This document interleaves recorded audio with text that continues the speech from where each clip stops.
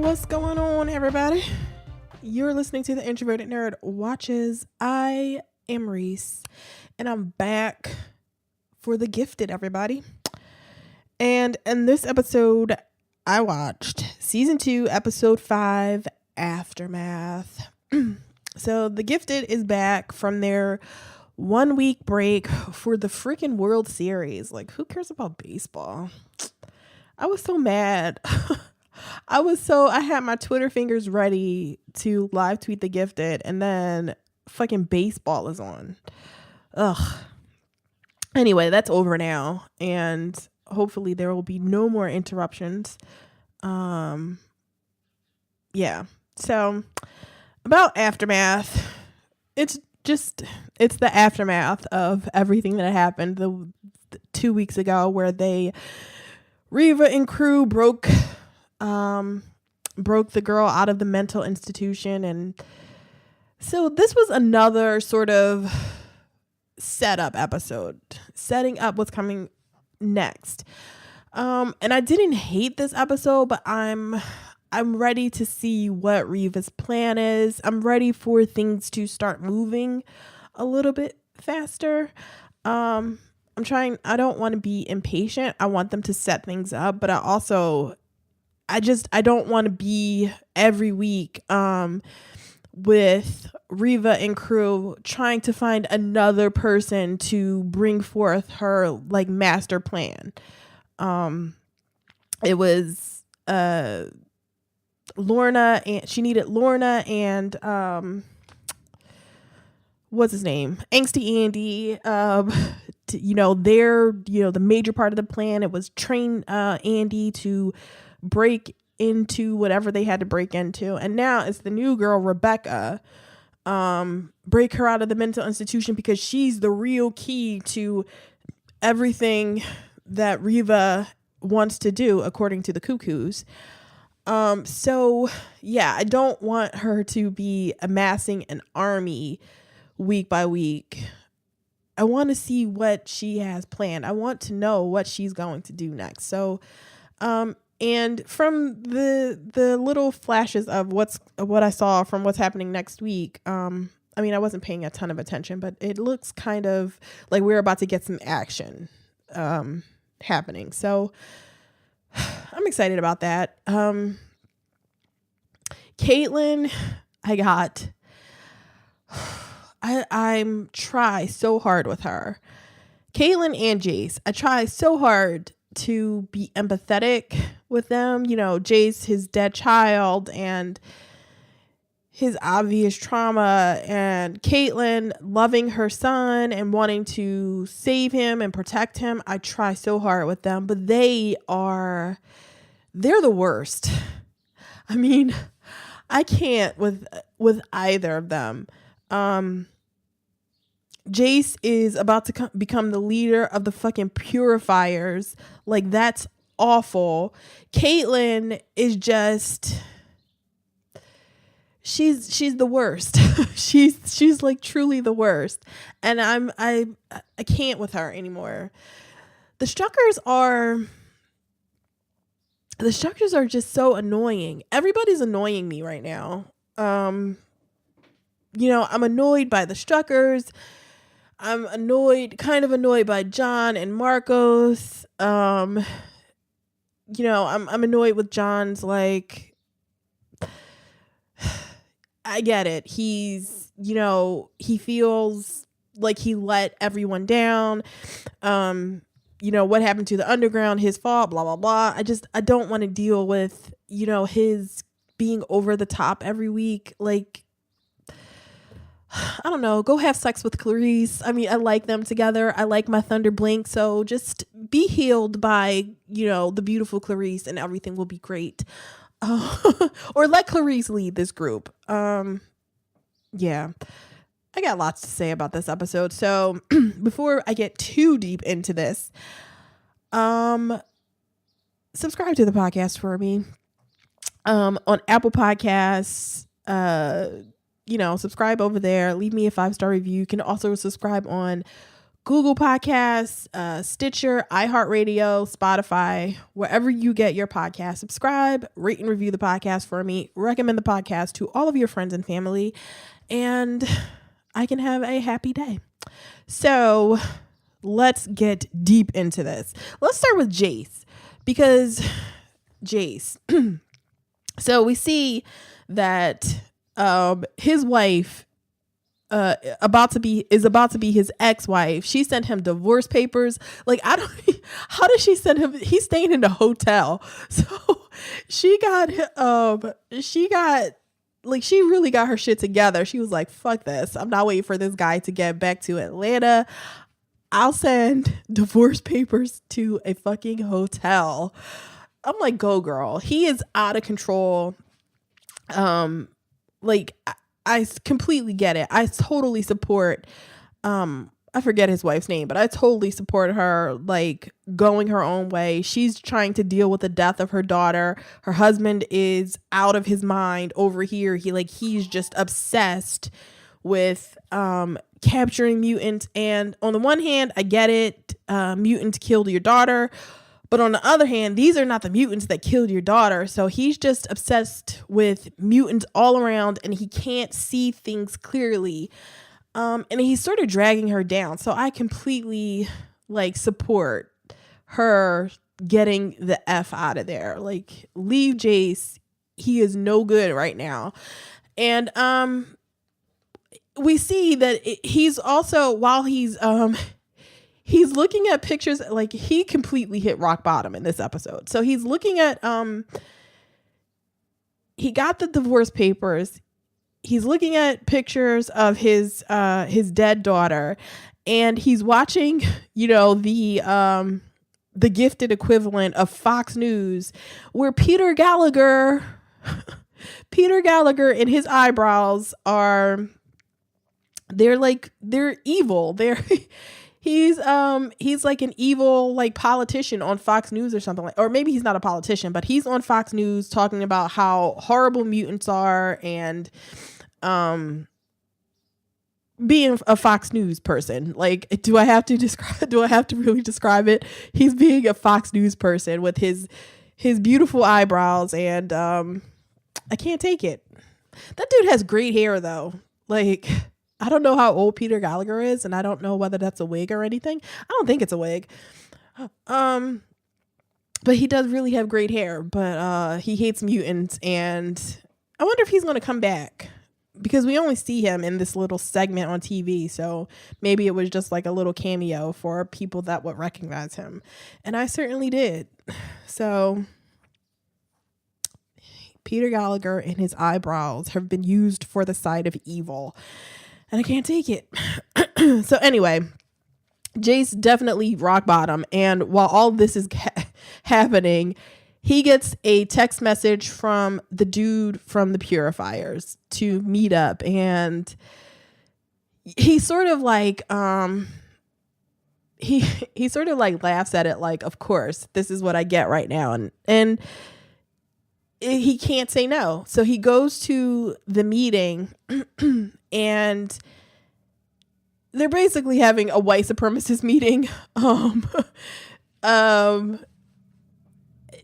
that's what makes me so mad at him. Like, that he's a black man, and he doesn't, either he doesn't recognize it, or he's being willfully obtuse, listening to their rhetoric, because, or maybe he just doesn't care. He's just sort of fuck it. Like, maybe he's at the point where it's just fuck it. I don't care about anything else. I have nothing else. I'm going to get these fucking mutants. And it doesn't help that he's right about the mutants that he's searching for. He's right that they're alive. So, it kills me that he's right. I hate that he's right, but he's so wrong. He's going about everything the wrong way. So whatevs. But this meeting where they're just talking about people, they're making a plan, because also on the news there's the hashtag mutant uprising happening on TV, where there's mutant protesters all over the place, and the protests are becoming sort of violent. There's fires, everything, blah, blah, blah. And the next protests are supposed to be happening in the DC area the next day. And the plan for the Purifiers' plan is to go and basically attack the protesters the next day, because I was about to say they're race traders, but they're not race traders, or they're whatever. He's just making his point that they need to attack the protesters, and Jay stands up and is like, how about we don't do that? You know, if you go attack the protesters, you make them look like martyrs. You look like the bad and crazy ones, and they look like the victims. And he gives them the idea to go find the fugitive mutants, the ones that were released from the mental institution, and to find all of them and to take them to the police, so that they look like they're being productive citizens by finding these, fugitives, because, all of these people were locked away. They got out in a less than legal way. They were basically broken out of a jail. And there has to be, even though we all know that it was like a terrible place, and a lot of those people, or maybe all of those people, were there against their own will, you can't just break them out. That's not how shit works for any government anywhere ever. So that's Jace's plan, and they go about they follow him. He comes with a level of authority because he used to work for Sentinel Services. So they automatically just buy into what he says. And so, like, he's not even, I don't know if he planned to lead the Purifiers at any point. I don't know at what, but he's not even really the leader right now, but you can so totally see he's leading them with he's sort of pseudo leading them without really being the leader, because he's completely new there. When he stands up in that meeting, he says, I know I'm like new here, I'm just a guest here, but here's what here's what you should do. Here's how things work. So, like, he's really stepping into, the Purifiers are terrible. Like, the thing that Reva describes where they murdered her friend, the girl, the mutant with the Morlocks, who had her voice box cut out because the Purifiers were scared. Like, they do terrible, terrible shit. And if Jace is going to be a part of that, there's no coming back from that for him. Like, I'm already almost done with him anyway. I've lost kind of all the empathy I have for him and his dead daughter. You join the Purifiers and you're dead to me. Like, you're completely done. So he can't be a part of, like, if they ever get truly violent with mutants and it gets to a point where they're like beating and mutilating people, he can't come back from that. So I don't know. Do they want to bring him back? Do they want him to go full on evil? Because right now he's sort of walking a line. So I wonder, do they want him to be like full on villain? Because, he's sort of in a place where you can see where he's coming from, but I don't know. He's getting on my nerves though. And I'm like, he leads the Purifiers to the clinic. The part of his idea is to go to all the mutant clinics, to the clinics that serve mutants, and to find out, to search those places and to see if they can find any of the fugitive mutants. And they eventually go to the one that Caitlin and crew work at. And they hide all of the mutants, but they end up breaking, they break into the place where one of the nurses tries to call the police, and they, break in, and it's just sort of a mob of the purifiers in there. They end up beating a doctor. And he's the one that they call a species traitor or a race traitor or something like that. They call him. I forget the exact term that they use for him, but they beat him up, like beat him bloody. And Jace makes the guy stop beating him because good on that guy. Like, he never gives any of them away. Like, I don't know. Like he beat the shit out of him with he had like a big gun, like a shotgun or something. He was like, he was beating him with the shotgun. He's all bloody and, kicking him on the ground. And Jace makes him stop, but not before he like really fucks him up. So, yeah. So is this what I can't believe this is what he's going to do. Like, I don't know. I thought there would be a limit for him. I thought, like, in this episode, I thought that he would be, because for Jace, we see the sort of pre-credit, the sort of cold open was with him, and we see a flashback to when he was a rookie cop, and his, new partner who was teaching him the ropes. We see the new partner sees a mutant on the street, like standing in front of a store waiting for someone, and he decides to go and immediately starts to attack him, asking for ID, asking, who he's waiting for. And when the mutant refuses to answer and, is basically defending himself, saying that he didn't do anything wrong, the cop tases him. And Jace tries to speak up, or not tries, he does speak up and say, hey, why are you doing this? This is not what we're supposed to be doing. The cop basically tells him, like, yo, dude, you're a rookie and I'm saving you. And it's basically like, you have to get them before they get us.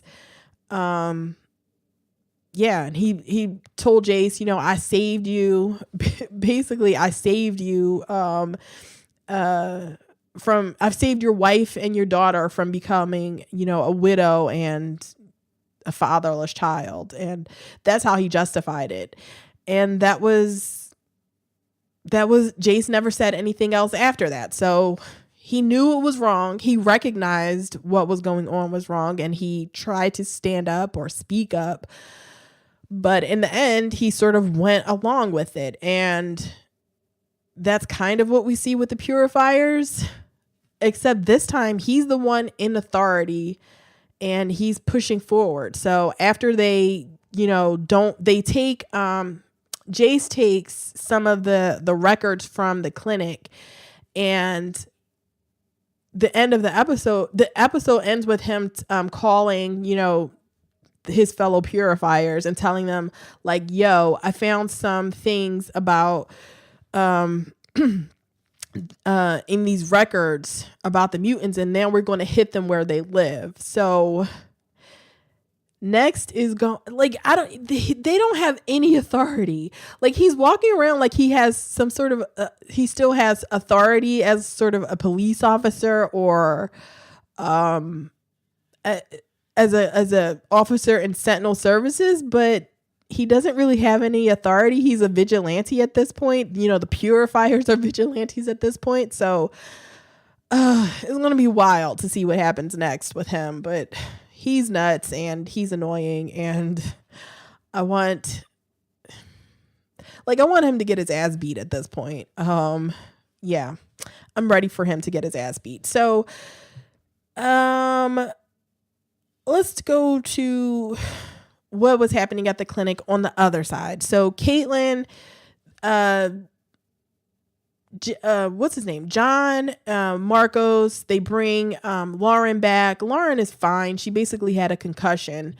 Caitlin finally realizes, like, oh shit, I could have lost my daughter too. And I was like, finally, finally you recognize you have a daughter, that Andy is not your only child, and Lauren went out there and put herself on the line trying to, I mean, it was her decision, and he's her brother as well, and she loves her brother, and she wanted to, bring him home. But it was also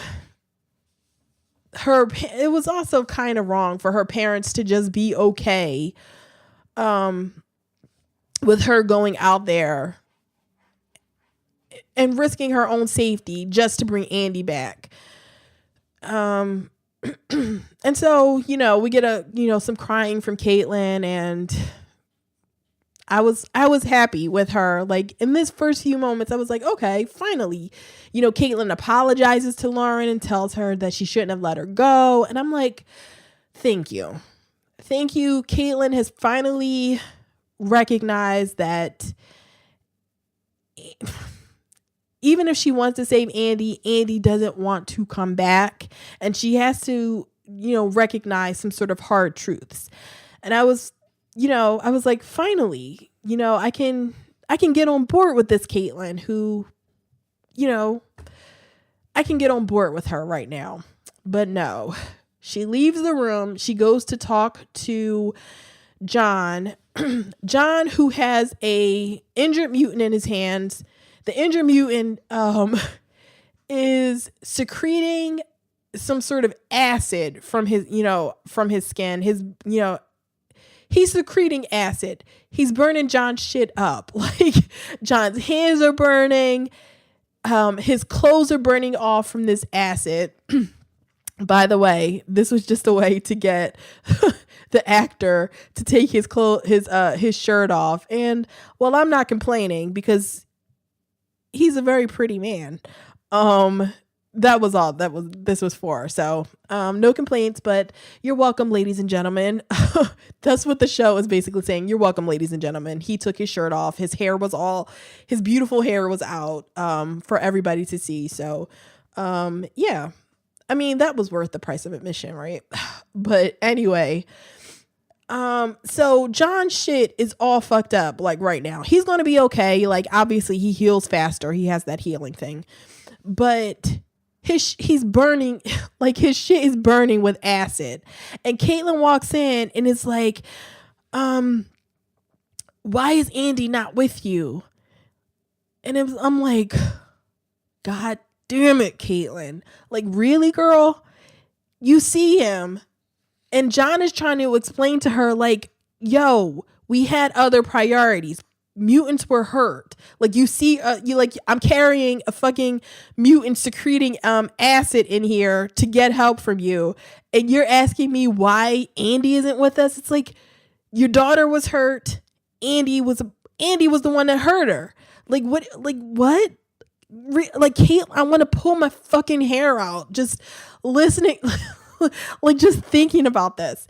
So she keeps going. She's like, could you not track him? Like, I'm like, Caitlin, Andy is not the number one priority. Sorry. And John was being actually nicer than I would have been, because I would have been like, you know what? Fuck you. Fuck Andy. Like, I don't give a shit about Andy. Like, we got other shit, bigger things going on. Andy is an enemy right now. Andy is a part of the problem. So, and I mean, I guess we're supposed to put up with this because she eventually she apologizes once John talks to her, and he's telling her how horrible he feels that they lost Lorna and Andy, and about what happened to the underground. And while, he's just sorry about everything that happened. Like, it's all, the weight of the world is on his shoulders right now. And she finally realizes, like, kind of realizes that she is adding to his burden. So she apologizes. She tells him that, none of this was, it wasn't his fault, basically. So it was like, I mean, okay, but I don't want to do this with her every episode where she's asking like where Andy is, how can we save Andy? And it's like, he can't be, there's just bigger things going on, things bigger than Andy. And I'm so frustrated with her. I was on Twitter. Like tweeting about it today. Was it today or yesterday? Whatever. I was tweeting about it and I was just like, I'm so frustrated with her. I can't with her. I'm so mad I'm getting a cold. So yeah. So John's whole thing in this episode is that he doesn't want everything that they did to be for nothing. So his focus becomes saving the acid secreting mutant. That guy ends up dying and everything, and he knew he was going to die. But yeah. So that's John's whole thing. He doesn't want all of this, all the losses that they've taken to be for nothing. And I get it, but I'm tired of it. So excuse me. Yeah, I'm tired of all of them. Lauren finally realizes that Andy believes in the mission. I mean, we see Andy, he feels bad about what he did to Lauren, that he hurt Lauren, but we also see him talking with the girl Rebecca, and basically he tells her that his family just didn't understand, his sister didn't understand him. So while Andy doesn't want to hurt his sister, he also believes in the Riva way.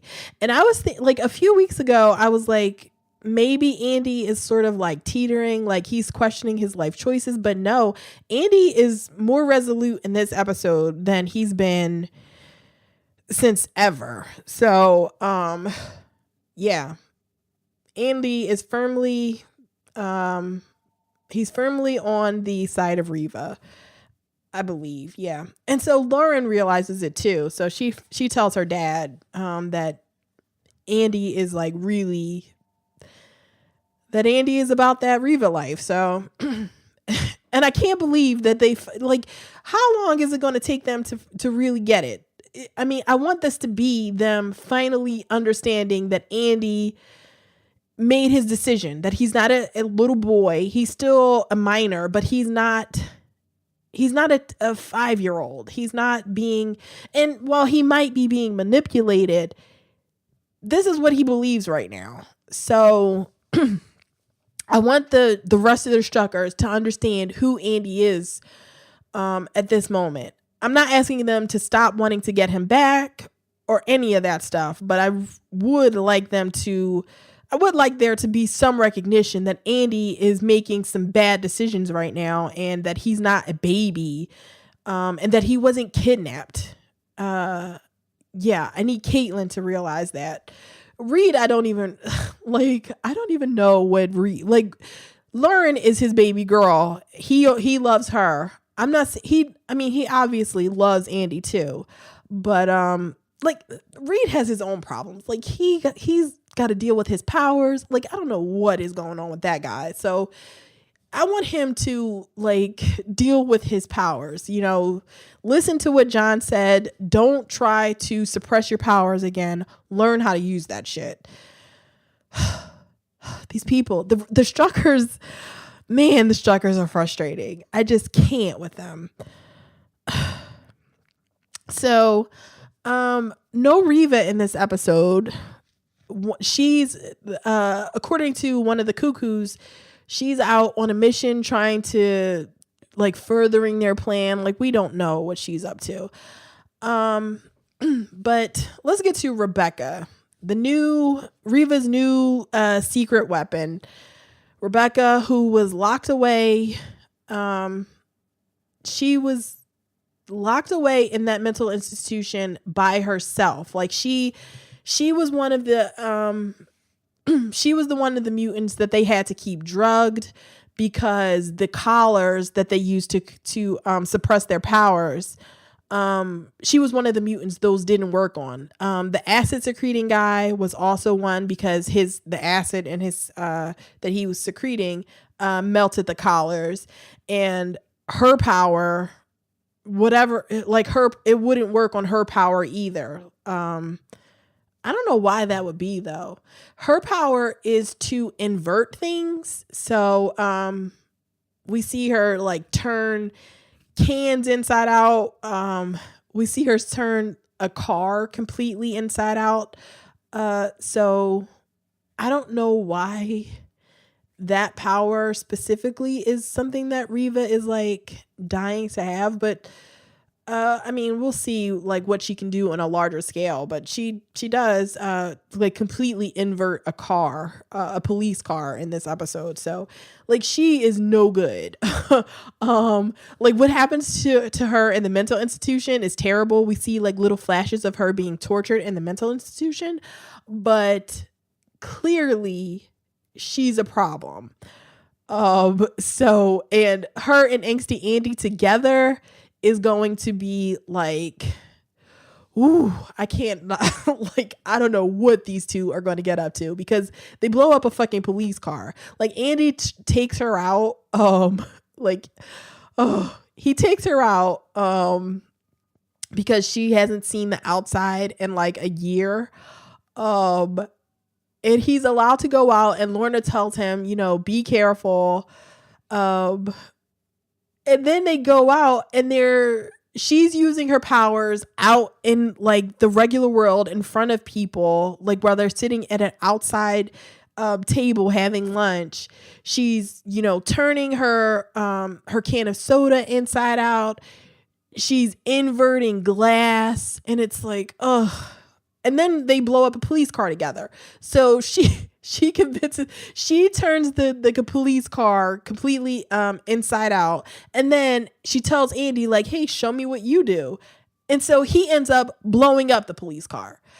So it's like these two are toxic twins. They don't need to be with each other. Like they're no good for each other.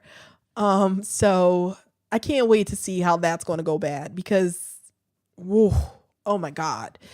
So, Andy's the only one that can get through to her, because the Cuckoos start out, they want to see her power. The Cuckoos and Lorna, they want to see her powers. They're being kind of aggressive with her. I'm like, this girl just got out of a mental institution. Lorna should know better because she talks about how she was in, you know, one of those institutions too. But they're like on her, they're like being really aggressive and, you know, telling her they need to, like, we need you. Just being more aggressive than they need to be. And it's like, Cuckoos, you read minds. Like, you should be better. You should be better at this. But no, I think they're scared of Reva. Like, they don't want Reva to get back and have this girl not be doing what she's supposed to be doing. So they're like, fuck that. Like, Reva is a bad bitch because she is not in this episode at all. And that's all the Cuckoos talk about. Like, Reva needs this girl. Like, she's an important part of Reva's plan. We have to have her ready. Like, Reva is no fucking joke that she doesn't even make an appearance in this episode. And the Cuckoos are shook. So, yeah. So that's the thing. Like, this is Andy's new girlfriend. By the end of the episode, she's using her powers. Andy, so Andy talks to her. The first time he sees her use her powers, is on a little tennis ball that he's throwing against the wall. And he's talking to her about how, like, he's basically comparing their stories. And it had me dying because she has been in a mental institution, locked up, basically in solitary confinement, being tortured for a year. And Andy is like, yeah, what happened to you was terrible. It's sort of like high school, you know, and I'm like, oh my God, you were bullied in high school. That was bad. Like, those boys beating you up was bad, but you were also a coddled and spoiled child. You know, your mother loves you to no end. She'd do anything for you. But yeah, Andy, you and this girl have so much in common. Like you have both struggled so much. If I was her, I would have slapped the shit out of him. I'm like, get the fuck out of here with your bullshit about high school. Like, I would have, like, if I'm her, I'm like, she probably dreamed of being bullied in high school. Um, she's in a mental institution being tortured and experimented on, and Andy is comparing his high school trauma. Oh, I was like, that's such a white dude move. Like, it's just such a privileged. I can't even with him. Like, I understand everybody has problems, and what happened to Andy was like really bad. Like, he was being beat up and being treated really badly in high school. I get it, bullied and everything, but it was just so whatever. It worked on her. So Andy's got a little bit of game. He, with his platinum blonde hair and his black turtleneck, you know, it worked on that girl. So that's all with the Andys and the Rebeccas of it all. And we'll end with Clarice and Marcos. So Clarice and Marcos take the rest of the fugitive mutants to the Morlocks, to Erg. And they're refugees, basically. Clarice has to convince Erg to take them in because Erg doesn't want to. He's like, yo, like, what are you doing bringing people down here? And he only agrees to help them for something in exchange, for Clarice to do something in exchange. And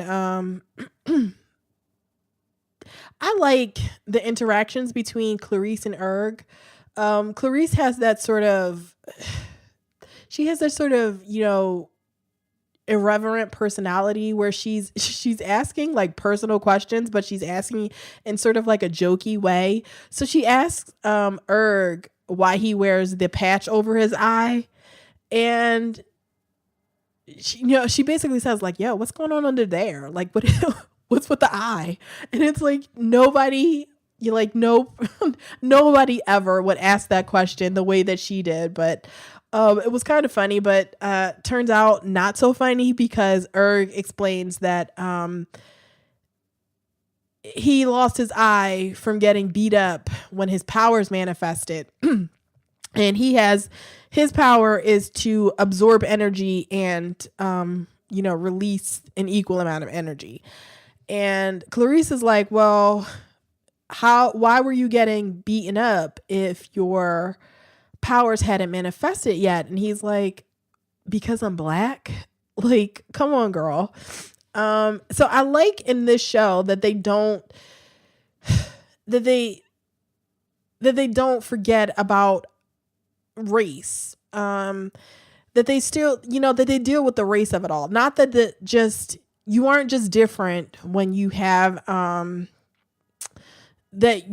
because you're a mutant, that you also face discrimination for your racial differences as well. So it's like real life and, sort of the mutant thing of it all too. So I like that they don't forget that. They did it with Reva too, where she said she was getting, she was getting discriminated against because not just because she was mutant. First it was because she was black, then it was because she was a mutant. So yeah, I like that. So Erg's the only way that the refugees can stay is if they agree to be branded with the M on their faces. And Marcos freaks out about that because he befriends one of the patients, one of the refugees, who also has like this power to create light, these little light balls. I don't know what they do. It's just balls of light that she could create. So they have sort of similar powers, I guess. Um, and so he sort of befriends her, and I think that they're trying to create um a a sort of like Marcos is kind of, he seemed kind of into her. So are they trying to create some sort of competition? You like Marcos has these two options. Um I don't know. I mean, maybe this woman won't come back and it'll just be nothing, but I'm thinking that the Morlocks are going to be a part of this. So I don't know. But yeah. So Marcus was getting on my nerves in this episode. So Clarice takes them all down to, the Morlocks live in the sewers, and Marcos is complaining about the smell, and it's like, Marcos, do you think it was it was really annoying because it was like he was complaining about the smell, and he's, it's just basically, look how horrible these people are. Look at the way they live. And it's like, Marcos, like, calm the fuck down. Like, come on. Like, this is what they're choosing to do. This is where they're choosing to live. You aren't better than them just because you live on the surface. This is what they're doing to protect themselves. Like, don't be a dick about it. So Clarice and Erg talk. Clarice finally gets her code name Blink because Erg asks her, what she does, to explain what she does to him. And she says that she blinks from place to place. And he's like, blink, never hide yourself. So she finally has her code name Blink. Yay, I guess. It was kind of heavy handed the way that it happened because I don't know. Would you describe what she does as a blink? I blink from place to place, or I tell, whatever. It's not important. They just needed to come up with the name Blink for her, and they did it. So I'm not going to complain too much about it. What she helps Erg do, what he wants her to do, is they basically go to a Costco to get supplies for everybody, and while she's mad that they're stealing, he tells her, like, this is how things work for him. And he basically just lays it all out for her, like, for Clarice, like, yo, the inner circle fight with humanity is a bunch of bullshit. It's just going to lead to, like, senseless deaths.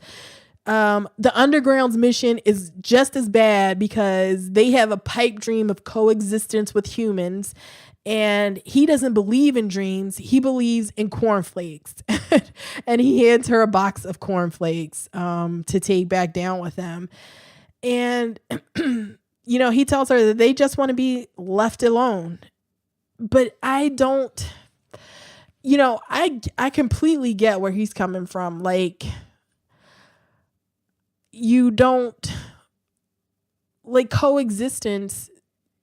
I mean, I guess that's what we talk about in the world right now. We just want to coexist, but it's also like coexistence is what we're kind of doing, but it doesn't seem to make things a whole lot better. Yeah.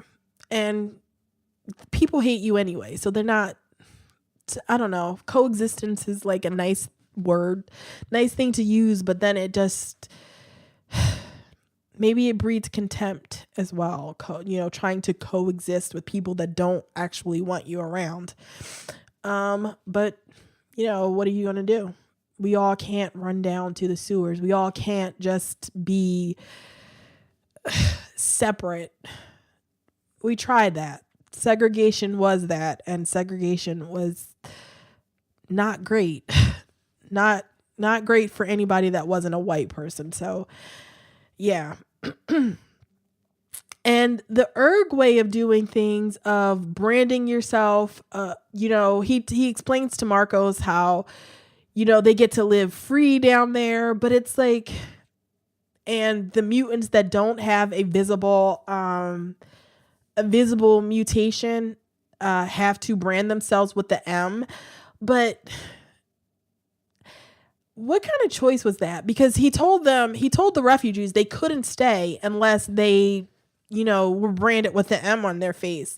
And they obviously don't have anywhere else to go. So they chose to be branded. But I just feel like that's such a harsh thing to do. I mean, obviously their society, they can they make the rules that they want, and they didn't have to stay, but it's not really a choice if these other people don't really have anywhere else to go. Like, they could have chosen not to be branded, but where were they going to go? They can't live anywhere else. They're being hunted. Like, people are looking for them. So yeah, I hated it. I really don't like the people being branded with the M.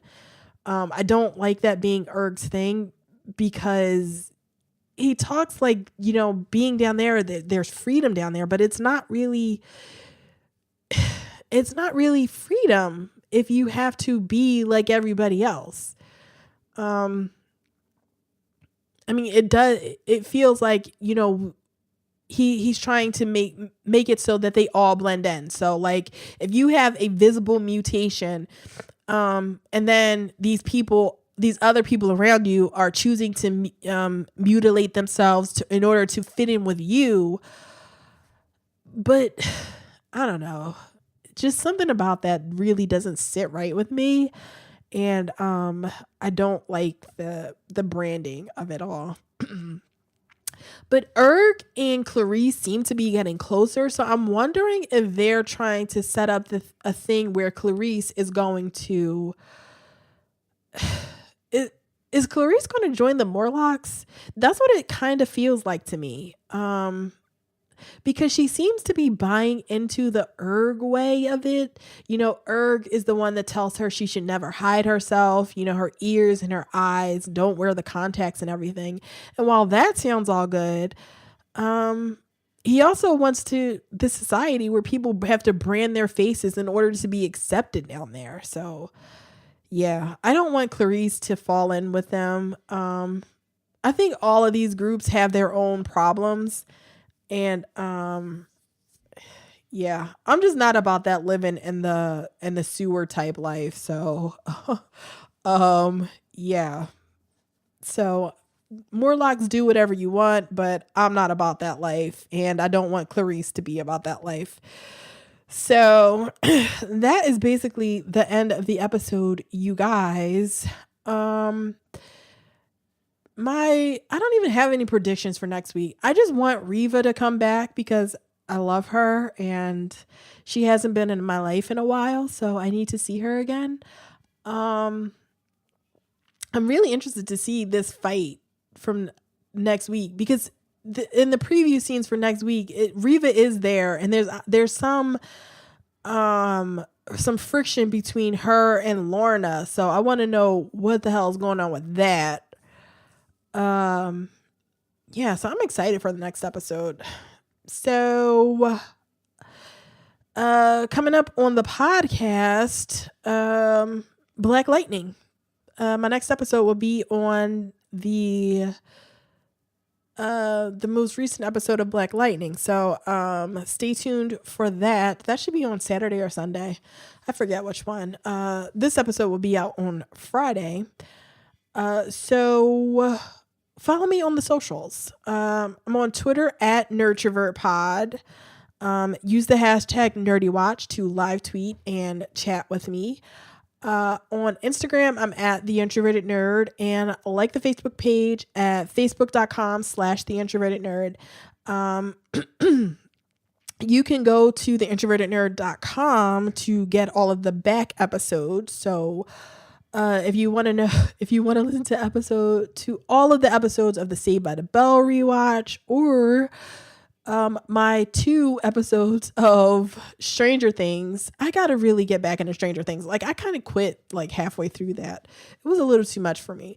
But the 2 episodes I did on Stranger Things, go back and listen to those. Those were early episodes. What else? Oh, and Black Lightning. I reviewed the whole first season of Black Lightning, so you can go back and listen to that too. And if you want to send me feedback on any of this stuff, send it to theintrovertednerd@gmail.com. So until the next episode, everybody, later.